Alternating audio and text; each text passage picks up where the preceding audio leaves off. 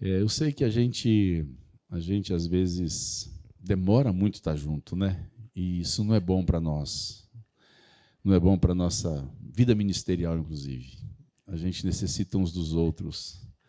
O calor da comunhão, do relacionamento, o reabastecimento do ânimo, da graça que Deus dá a cada um, repartida nesses ambientes, nos faz muito bem ao nosso homem interior, à nossa fé. A fixação das convicções que Deus nos deu, a ampliação da graça do Senhor sobre nossas vidas, da experiência compartilhada. E eu penso que nós deveríamos ser bastante mais diligentes no tocante a isso. Nós priorizarmos um pouco nossa agenda para que tenhamos mais tempo juntos, né? Eu penso que isso é uma das coisas erradas que a gente, ao longo da vida, não soube como se comportar. Nós jogamos fora a banheira, né? Não apenas a água suja, e eu acho que essa é uma das banheiras que nós jogamos fora, de uma reação religiosa a retiro, uma reação religiosa a estarmos mais congregados, assim como retiro, como equipe. Isso a gente deveria repensar, se no caminho nós não desvalorizamos isso, a ponto de nos afastarmos tanto. Isso não é bom, isso não faz bem para a gente. E quero, pelo menos, argumentar algumas coisas antes disso, antes de falar sobre o tema, porque, primeiro, nós estamos juntos como fruto de um milagre de Deus. Eu penso que você, se for resgatar a sua história, como é que nós nos encontramos? Como é que nós nos achamos no processo ministerial, da vida ministerial nossa? Foi fruto de milagre. Deus milagrosamente fez nossos caminhos se encontrarem. É simples assim, não tem muita explicação. É um Deus soberano, um Deus poderoso, um Deus que é dono da igreja, dono da história, dono dos obreiros, que, entendendo que o Espírito Santo estava falando ao coração de cada um de nós, milagrosamente nos fez encontrar. Vocês imaginam qual que era a chance de eu me encontrar com vocês, vivendo eu lá em Rondônia, numa estrutura não organizada, numa estrutura completamente local, uma cidade.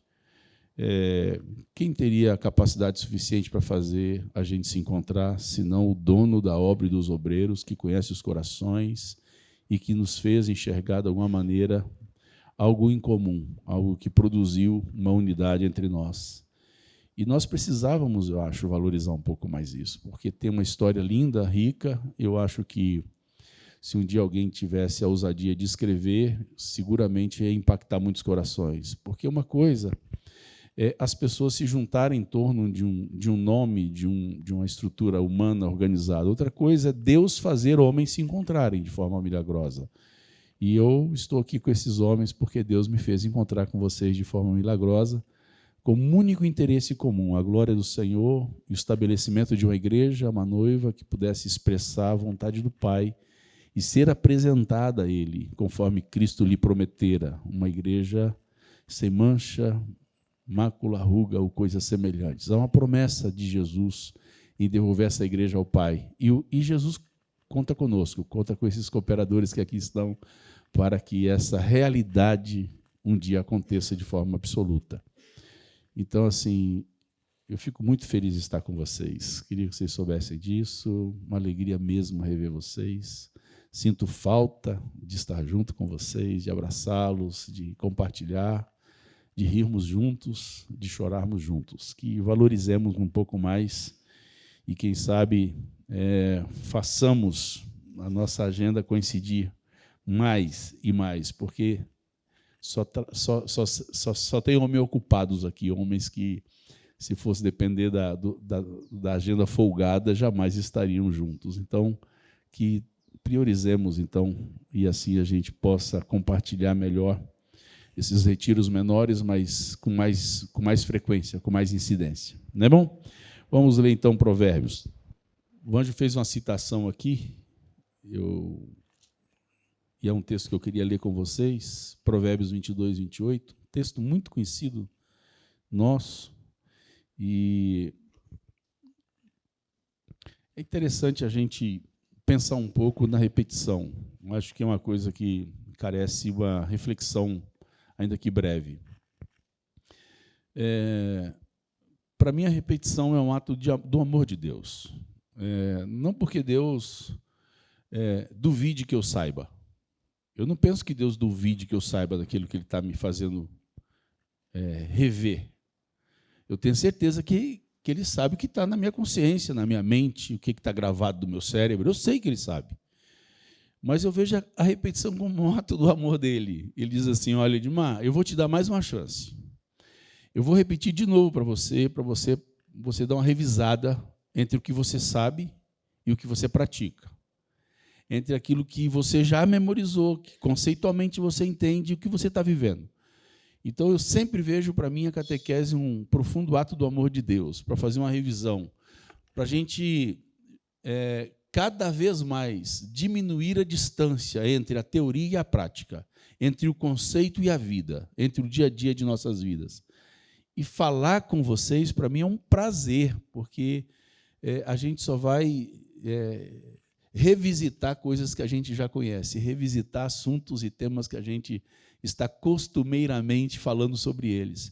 Mas vamos pedir ao Senhor que, ao nos revisitar com os temas, com esses textos, que Ele possa nos dar a graça de, com toda a sinceridade do nosso espírito, do nosso homem interior, fazermos uma comparação entre o conteúdo sabido e a nossa vida diária, aquilo que, de fato, nós estamos comprometidos na prática diária do nosso homem interior, da nossa vida ministerial. Esse texto de Provérbios 22, 28 fala sobre não removermos os marcos antigos. Hoje é muito fácil a gente entender sobre marco, né? Porque ninguém compra um lote se não tiver já feito, né, o levantamento escritural dele. Então, toda a escritura pública de qualquer lote tem lá os marcos confrontantes. À frente, marco tal, com lote tal, sempre tem, né? E você quer arranjar uma confusão, muda uma cerca de lugar, muda um muro de lugar, separa amigo, cria inimizade, gera morte, né? E aquele marco foi colocado para ser respeitado. Ali é o limite do seu terreno, é o limite do seu lote, é o limite da sua propriedade. Quando a gente pensar em marco, a gente tem que fazer essas comparações, porque é mais ou menos isso que Deus está tentando nos ajudar, usar coisas do nosso cotidiano para que elucide nossa mente, para que traga clareza ao nosso entendimento. Então, remover marcos antigos é problema. Nós não podemos remover. Isso na vida natural. E o que dizer dos marcos antigos estabelecidos pelo Senhor através da sua Escritura, através da palavra? Eu sempre falo, se Deus confiasse bastante na minha memória, na nossa memória, não tinha Bíblia escrita, né? Porque se você considerar o Pentateuco memorizado pela gurizada, para que escrever se já está memorizado? Se já está perpetuamente memorizado por esse povo? Não, vamos deixar escrito. Vai que alguém de passado de uma geração para outra esquece alguma frase, alguma definição importante. A Bíblia nos foi deixada escrita com esse fim, para que os marcos estabelecidos pelo Senhor não nos sejam esquecidos. Que o nosso dia a dia possamos revisitar os limites que os marcos impõem sobre nós. Olhar marco como um fator limitador. Olha, esse é o limite da minha ação. Eu só posso trabalhar dentro desses marcos estabelecidos. Não ir para lá e nem para cá. Saber que ali é a definição que Deus deixou claro para todos nós. O que temos feito com os marcos estabelecidos por Deus ao longo da vida? O que a igreja tem feito com esses marcos? Tem considerado de forma veemente?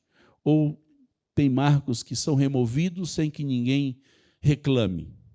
Sem que ninguém levante o dedo e diga, opa, não pode, tem que voltar, esse não é o lugar correto, nós temos que restabelecer conforme é o coração de Deus e a vontade do nosso Senhor.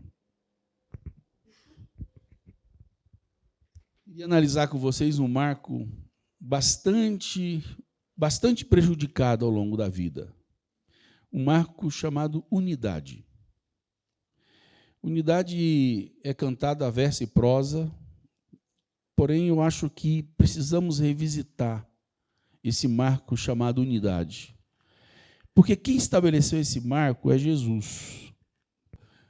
Jesus estabeleceu esse marco. E eu fico preocupado o quanto que nós olhamos para esse marco à luz do que Jesus falou. Não à luz do conceito histórico religioso, à luz daquilo que Jesus falou sobre o tema. Vamos para Efésios, capítulo 2. É muito difícil a gente falar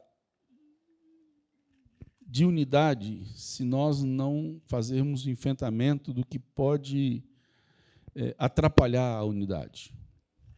E o que Deus fez para que a unidade pudesse ser estabelecida de forma plena nas nossas vidas. Vamos para Efésios, capítulo 2, verso 13. Mas agora, em Cristo Jesus, vós que antes estáveis longe, fostes aproximados pelo sangue de Cristo, porque Ele é a nossa paz, o qual de ambos fez um, tendo derribado a parede de separação que estava no meio, a inimizade. Versículo 16. Reconciliar-se ambos em um só corpo com Deus, por intermédio da cruz, destruindo a inimizade. Nosso conceito sobre inimizade, ele precisa ser revisto. Porque nosso conceito de inimizade tem a ver com briga. E não tem a ver apenas com separação do ponto de vista físico. Então, ele não é meu inimigo, mas não quer dizer que ele é meu amigo. Eu afirmar que alguém não é meu inimigo não é sinônimo imediato e tácito que ele é meu amigo. Então, quando a gente lê esse texto, a gente vai ler à luz da nossa cultura. Ou seja, se você perguntar para qualquer irmão aqui, o Edmar é seu inimigo? Não, ele não é seu inimigo. Mas vem cá, ele é amigo o suficiente? Vamos tentar reposicionar a mesma pergunta para o nosso dia a dia congregacional. É muito comum as pessoas conviverem no mesmo local e distante umas das outras. Na mesma congregação, inclusive. Às vezes na mesma igreja na casa. E distante umas das outras. E se você for questionar se há inimizade, não há inimizade. Mas a cruz aqui não apenas destruiu a inimizade. Então o remédio da inimizade é a cruz. Mas também destruiu no versículo 13 e 14 a parede de separação, o muro de separação que havia entre nós. Ou seja, agora nós podemos transitar nas relações interpessoais sem nenhum nível de separação. Tem gente que mantém muretas, mas mantém. É um limite de segurança. Não ultrapasse aqui, não invada a minha privacidade. Porque daqui para cá eu não permito, é só meu, o ambiente é meu. A cruz me uniu a vocês. O que colocou os distantes, aproximados, foi o sangue do Cordeiro. Há uma cruz que nos juntou, uma cruz que nos uniu. Nós só nos conhecemos por intermédio da cruz, nós só nos tornamos próximos por intermédio da cruz. Nós temos uma dívida pela nossa aproximação uns dos outros. E a dívida não tem a ver porque eu gosto de vocês, porque nós temos identidade num monte de coisas humanas e naturais, porque nós gostamos do mesmo time de futebol, porque nós gostamos do mesmo tipo de comida, não. Não é isso. O que me aproximou dos meus irmãos é a cruz de Cristo, é o sangue do Cordeiro. E esse sangue acabou com esses muros de separação que há entre nós, que havia e que não deveria haver mais. Então, há uma dívida nossa para com o nosso Senhor. Nós não podemos achar que é comum nós crermos, termos uma fé comum, crermos no mesmo Deus, crermos no mesmo Filho e vivermos separados uns dos outros. E levantarmos barreiras de separação entre nós. A cruz destrói inimizade e a cruz destrói muros de separação. Há que se fazer um encontro com essa cruz, saber que ela nos encontrou para que destruísse nossas inimizades, destruísse as coisas que nos separam uns dos outros e nos juntar, formando, conforme diz o que nós lemos, versículo 16, reconciliar-se ambos em um só corpo com Deus. Então, Deus quer que sejamos um só corpo. O que é que pode separar um membro do outro? O que justifica um membro viver separado do outro? A cruz acabou com essa possibilidade, porque formou de nós um só corpo. Amém, irmãos? Mesmo? Segunda coisa importante, nosso conceito de divisão. Nós temos um conceito equivocado. Como assim? Porque a expressão bem mineira, né? Nós, quando chegamos aqui, a confusão já estava estabelecida. Quando nós nascemos espiritualmente falando, a confusão do ponto de vista de divisão já estava estabelecido. Nós não temos culpa direta, imediata, mas nós podemos ter culpa passiva, culpa por inanição, por não ação. E nós precisamos entender que esse conceito que quando nós falamos de divisão, ele não está na Bíblia, ele não é prestigiado pela palavra de Deus. Qual que é o conceito de divisão estabelecido? Reunirmos em grupos separados. Termos a nossa identidade própria. E quando a religião foi substituída pela palavra igreja, aí nós não apenas institucionalizamos, mas nós assinamos embaixo que a igreja tem nome e ela pode viver separadamente uma das outras. Então, por que nós achamos que estamos unidos? Porque nós fazemos parte de um mesmo grupo.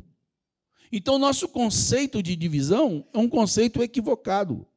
Ele está à luz da história religiosa, não à luz da palavra de Deus.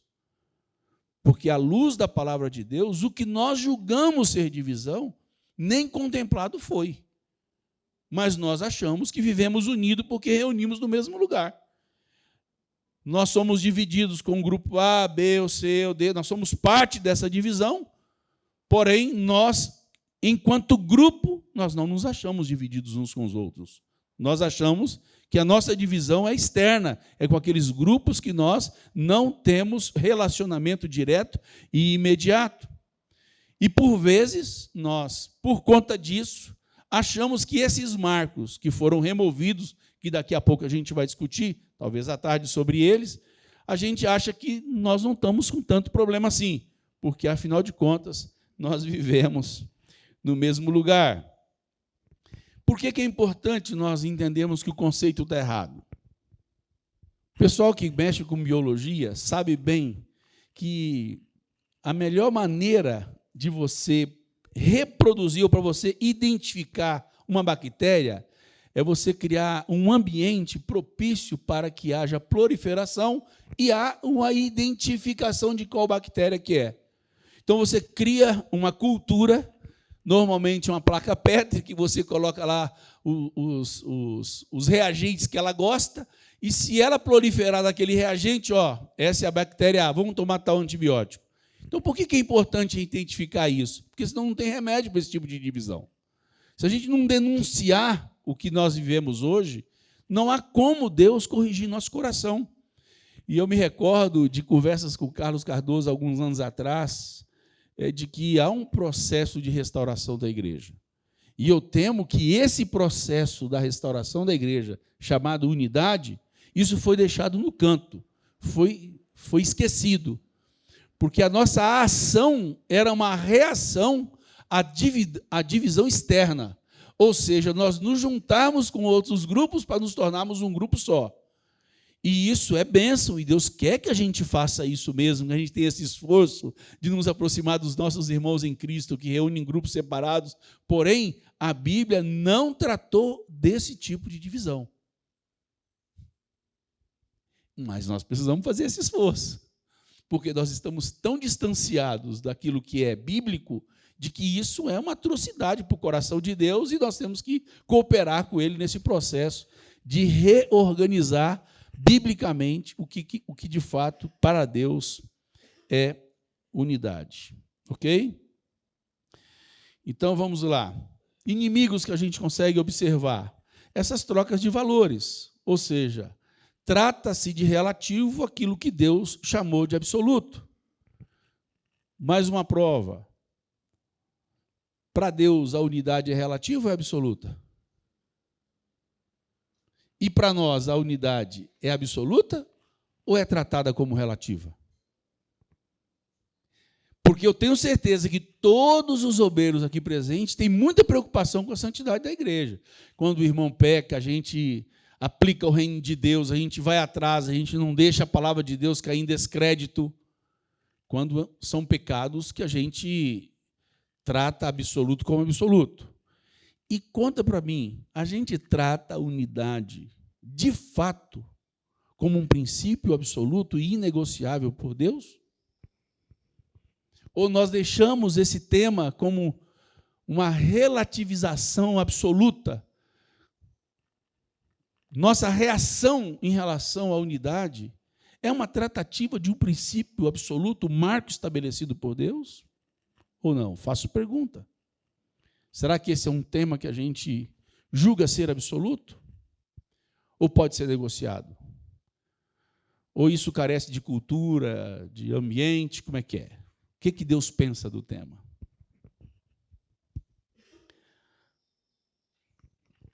Outra coisa importante é que para Deus a unidade não é algo abstrato. É interessante isso, né? Deus não nos deixa ter essa possibilidade mental, essa distração mental, essa abstração que a Bíblia não nos permite tratar a unidade.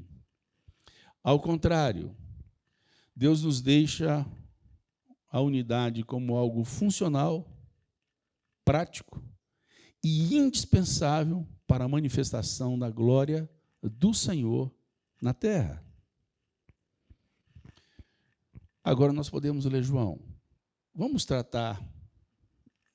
olhar a unidade com a tratativa que Jesus deu. João 17. Nós não precisamos ler o texto inteiro, porque falo para homens versados, mas nós precisamos ler aquilo que vai nos ajudar a trazer clareza sobre o que é a unidade do ponto de vista de Jesus. Vamos ler o versículo 20 em diante. Não rogo somente por estes, mas também por aqueles que vierem a crer em mim, por intermédio da palavra. Nós estamos incluídos aqui. Nós somos os que vieram a crer por intermédio da palavra. Então, todos nós aqui estamos incluídos nesta bendita oração de Cristo, a fim de que todos sejam um. Agora a referência. Como és tu, ó Pai, em mim e eu em ti. Aqui não tem espaço para achismo. Aqui não tem espaço, eu acho que é isso, eu penso que unidade é aquilo outro.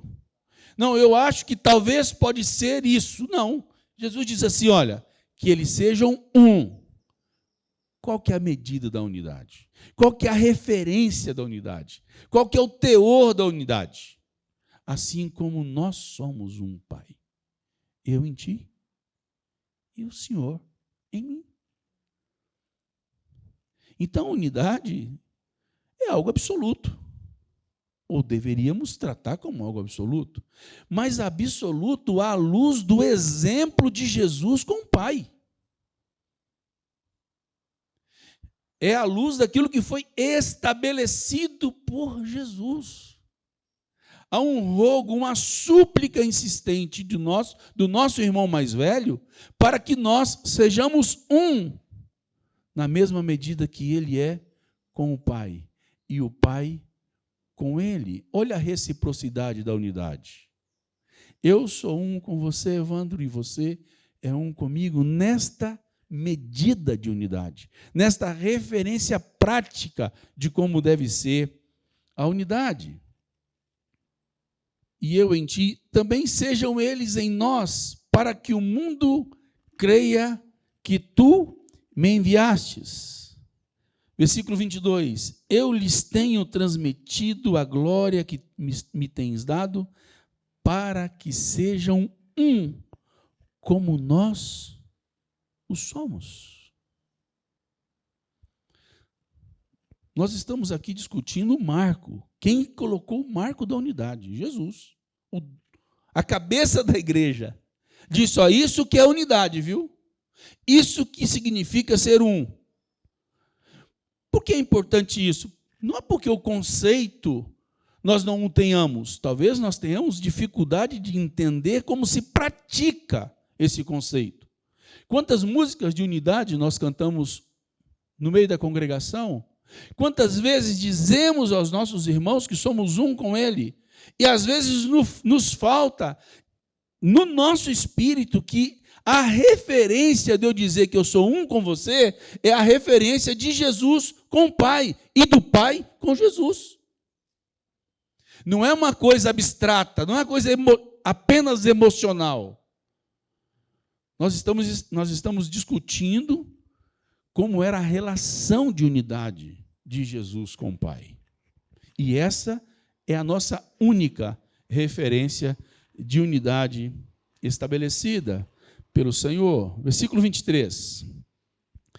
Eu neles e tu em mim, a fim de que sejam aperfeiçoados na unidade. Que nessa manhã o Senhor encontre em nós espaço para sermos aperfeiçoados nessa unidade. Porque todos nós queremos ser perfeitos como Cristo é perfeito, mas a unidade é parte da manifestação da perfeição de Cristo e do Pai. Nós não podemos tratar como um assunto de somenos. Nós devemos buscar o aperfeiçoamento da nossa unidade uns com os outros. Você consegue ver Jesus desunido com o Pai? Não, eu vou falar de uma desunião que talvez vocês nunca escutaram falar sobre ela. Eu não penso igual a você. Eu não acho isso. Você consegue imaginar Jesus falando coisa diferente do Pai? Você consegue ter essa abertura? Não, mas Jesus pensando coisa diferente do Pai. Jesus dando parecer diferente que o Pai daria, não o mesmo parecer. Tendo um sentimento que nós não vamos achar no coração do Pai. Agindo de forma diferente. Fazendo o que o Pai não faria, da forma que o Pai faria. Você consegue imaginar um Jesus assim? Nós não conseguimos. E por que nós conseguimos tolerar isso em nós mesmos? Em relação aos nossos irmãos? Por que nós convencionamos que isso é algo suportável? Será que nós não pegamos o marco da unidade e nós demos uma dilatada nele? Será que o espaço que nós inventamos para a unidade não está muito mais à luz da religião do que à luz da palavra? Da história religiosa na Terra? História essa que você e eu não fomos os causadores dela, mas nós chegamos com essa confusão estabelecida. Quanto há em nós disposição de restabelecermos apenas a verdade em detrimento da história religiosa?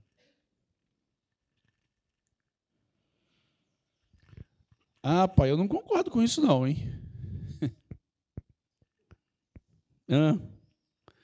Eu não aceito isso não. Eu acho que você não consegue ver um Jesus assim, e nem eu. Então nós não podemos nos conseguir ver assim como se estivéssemos certos. Como se fosse normal para nós. Jesus, conhecendo-lhes os seus corações, disse: um reino dividido contra si não subsiste. Pode ser o reino de Deus, pode ser nossa família. O fato é que onde há divisão, não tem como haver a glória do Senhor. A divisão nasceu no coração de Lúcifer. E não precisa ser uma divisão física. Lá na frente, Paulo vai tratar, e que nós queremos conversar no segundo momento, sobre a verdadeira divisão bíblica. O que dizer daquela congregação linda, que era o coração e a alma dos que criam?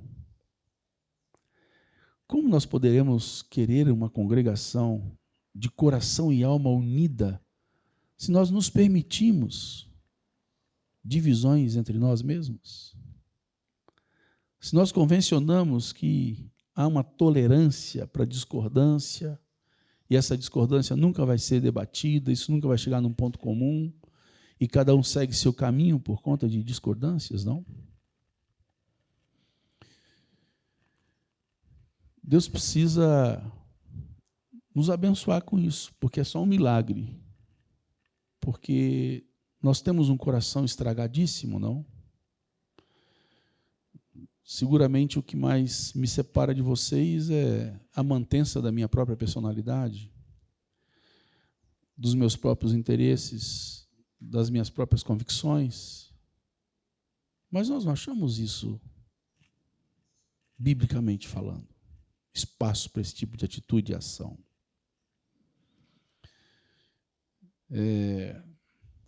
Estou junto com vocês nesse desafio.